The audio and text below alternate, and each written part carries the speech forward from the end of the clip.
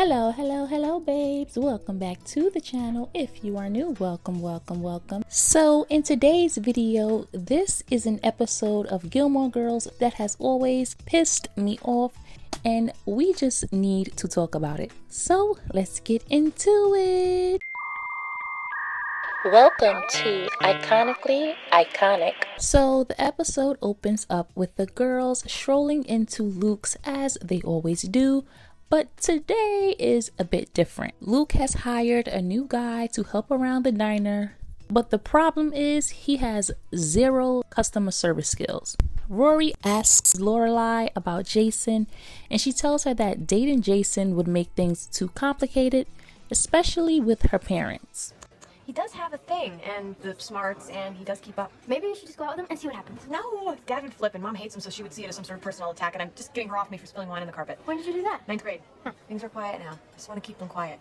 Because although Lorelai is an adult, they seem to still want to control her life, and Lorelai can be her worst enemy when it comes to her love life, but they didn't even care about her actual happiness. All it came down to was image and how people would perceive Emily and Richard, as we saw with Luke. They would rather her have been with Chris, a man who abandoned his child, wasn't reliable or responsible, but he came from wealth, so none of those things mattered to them. So Rory is mentioning how she went to school with the guy who worked at the diner and then acting as if he is supposed to somehow remember her from junior high. Rory Gilmore, we went to school together. Yeah? You don't remember? Biology? The frog? There've been a lot of frogs, ma'am. Okay, thanks for the food. Yeah. She doesn't really care for him, yet speaks to him and believes she's so special that he just had to remember who she is. That boy doesn't remember you, girl. Everyone doesn't bow to you or care about you that much as the others do in Stars Hollow. Her repeating who she was gave the entitlement that some celebrities have when they think they should receive special treatment and say, "Do you know who I am? Maybe I do, maybe I don't, but I don't really care." Anyways, later, Paris and Rory are having lunch with Richard, who introduces the girls to Asher Fleming, one of Yale's professors and authors. And I plan on doing a breakdown of this disgusting relationship between Asher and Paris. This man had grandchildren Paris's age. Not only that, but she wasn't the only young college student he dated. Yet somehow we're supposed to accept this weird relationship. This relationship just never sat well with me, and disgusting is putting it mildly. Jason continues to badger Lorelai for a date and tells her he will keep the reservation on standby just in case. Rory and Lorelai are having their weekly Friday night dinner with Emily and Richard, where Richard casually mentions the Yale football game, asking Rory if she is ready for the big game. And while Lorelai isn't a football fan, she would be willing to go to spend some extra time with Rory before finals. So you want to go? Yep. You sure about this? Absolutely positive. Well, I guess we could uninvite someone. Cecil, perhaps. Or Donlin. Donlin just had his colon removed. Well. And I have feelings about this. On one hand, I understand that Lorelai wants to spend extra time with Rory, as well as feel included when her parents do things with Rory. But on the other hand, I feel like she wants to be included in every single thing Rory does and has an unhealthy attachment to Rory. What's wrong with you? Why didn't you get me a ticket to the game? I was saving you, dummy. Saving me from what? You hate football. So do you? Yeah, I know, I hate football, but I couldn't get out of it. You could. Okay, so I have to go watch a football game. At least I get to hang with you before finals. You sure? Of course. Bonding with your grandparents is invaluable, especially for Rory, considering how much of her childhood they missed. While Emily and Richard are manipulative and had a strained relationship with Lorelai, Rory deserved time with them on her own without Lorelai always needing to be involved. Later, the girls are waiting for Richard and Emily to arrive, and Lorelai's lack of school spirit prompts Emily and Richard to lecture her on how she should be more like Rory. Look at Rory. Rory is dressed in Yale colors. Why can't you be like Rory? Rory looks perfect. Rory got dressed 5 minutes before you got here, and she's wearing my sweater.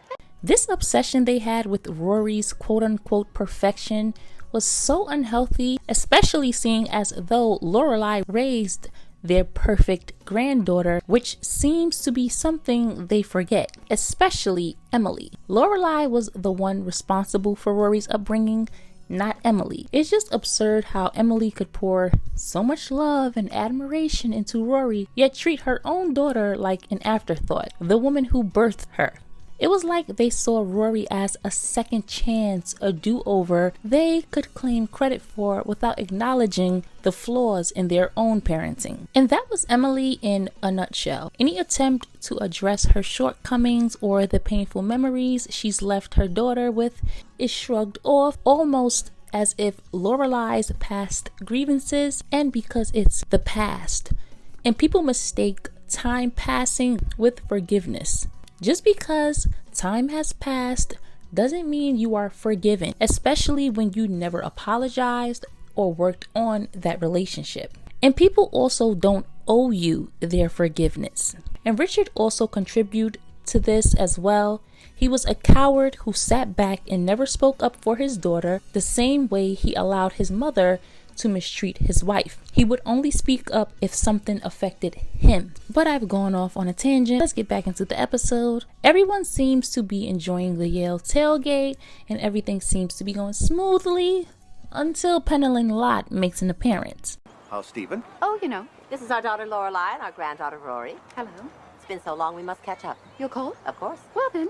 Oh, wait. And Lorelai meets her for the first time. Lorelai, who has heard stories about Pennilyn, introduces herself in typical Lorelai fashion, saying, Wait, are you Pennilyn Lott, my dad's college sweetheart?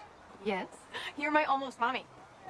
"Oh, Lorelai." This was so out of line and something that just didn't need to be said, but I think it may have been fueled by nerves and a little too much to drink from the fun flask. Emily quickly pulls Lorelai to the side and tells her that they do not converse with Pennilyn outside of small talk when they see her once a year. I'm sorry, I was just trying to talk to her. We do not talk to Pennilyn Lott. Oh, We run into her once a year, we say hello, goodbye, and that is it. We do not have conversations, we do not talk about our lives. But Mom. We do not joke with Pennilyn Lott. We do not refer to Pennilyn Lott as anything but Pennilyn Lott, and I would appreciate you remembering that. I've never understood Emily's issue with Pennilyn, especially when they were engaged decades ago and they've all moved on to have children and grandchildren. Pennilyn also seemed more pleasant and less stuffy than Emily, which may have been a reason for some of her jealousy towards Pennilyn. Emily tells Lorelai it's time for a bathroom break, and on the way out of the restroom, Lorelai runs into Pennilyn again and they exchange a few pleasantries. Emily overhears Pennilyn congratulating Lorelai on opening the inn, and this is where things go south. The girls head back to the tailgate, and I just hate the way Emily talks to her staff. She's always so demeaning and nasty to them.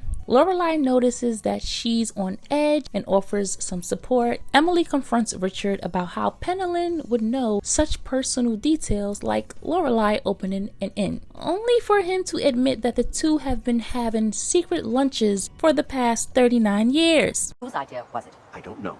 We've been having lunch once a year for many years. It's just a little tradition. Every year since when? Every year since we got married.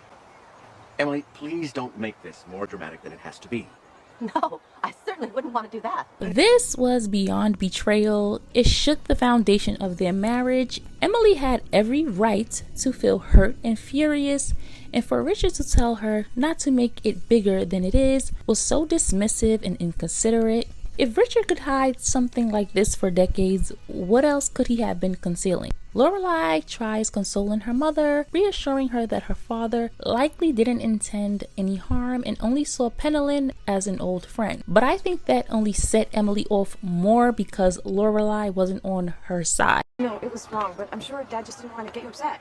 Well, then perhaps you shouldn't have lied to me for the last 39 years. That's a surefire way not to get me upset. Yes, true, but it was just lunch. It was lunch with Pennilyn Lott, Lorelai, the woman you insisted on talking to, even though I told you not to. Instead of acknowledging that or taking a moment to gather her emotions, she lashes out at Lorelai and blames her for the truth being exposed and insists that Lorelai shouldn't have been there and wasn't invited in the first place. So now why am I in it? And you could have did it. See, I get wrong because you never apologized. Getting upset at Lorelai because she couldn't handle the truth. I asked you over and over to please refrain from talking to her. You asked me once. But no, you had to just push it. And now look what's happened. You haven't. Are you seriously blaming me for this? You had to talk to her.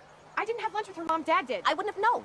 If you hadn't talked to her, I wouldn't have known and everything would have been fine. So you'd rather just be in denial about things, Mom? Everything would have been fine. But Dad still would have been having lunch with this woman once a year. You weren't even supposed to come. It was supposed to be your father and me and Rory. You weren't supposed to come. Okay. She also revealed how she really felt about Lorelai, which was the case every time she got upset with her.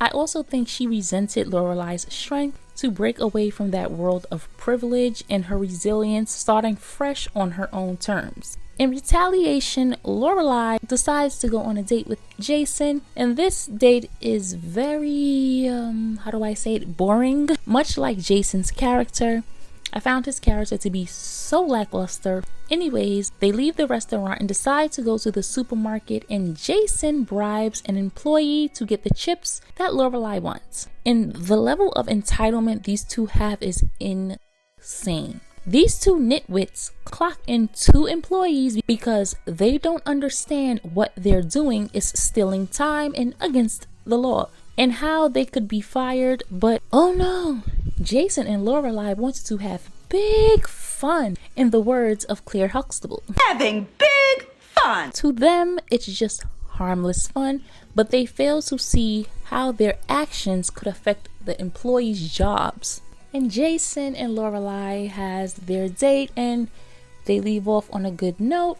What's interesting to me is that after Emily's outburst, she never once apologizes to Lorelai, and they don't revisit the incident, which is typical of the Gilmore family. They treat time as a healer and sweep things under the carpet, and it only leaves things simmering under the surface. They're dysfunctional, yet their wealth and polished image mask how truly toxic Emily and Richard could be. And with that being said, this video has come to an end.